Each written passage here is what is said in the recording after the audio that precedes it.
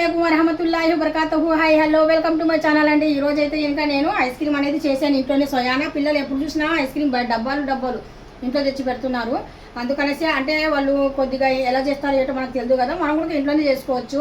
Just milk powder, sugar ఇవన్నీ తీసుకొని, బాదం పిస్తా ఇవన్నీ తీసుకొని ఇంట్లో మంచి హెల్దీ వస్తువులతో మనం ఇంట్లోనే ఇలాగ తయారు చేసాము. ఓవర్ నైట్ అంతా మనం ఫ్రిడ్జ్లో పెట్టామండి. ఫ్రిడ్జ్లో పెట్టిన తర్వాత మనకు ఈ మాదిరిగా చూడండి, ఈ మాదిరిగా అయ్యిందనమాట. చాలా చూశాను నేను, స్మూత్ తిని చూశాను ఇందాకే. చాలా టేస్టీగా ఎమ్మీగా ఉంది, చాలా బాగుంది. ఇప్పుడు నేను మా పిల్లల కోసము ప్రత్యేకంగా ఇంకా ఒక గిన్నెలో వేసి ఇస్తున్నాను. బయట ఉండి ఎందుకు, మనం ఇంట్లోనే చేసుకోవచ్చు. జస్ట్ మిల్క్ పౌడరు, కొద్దిగా షుగరు, కాజు, బాదం ఇలాంటివి ఉంటే చాలు.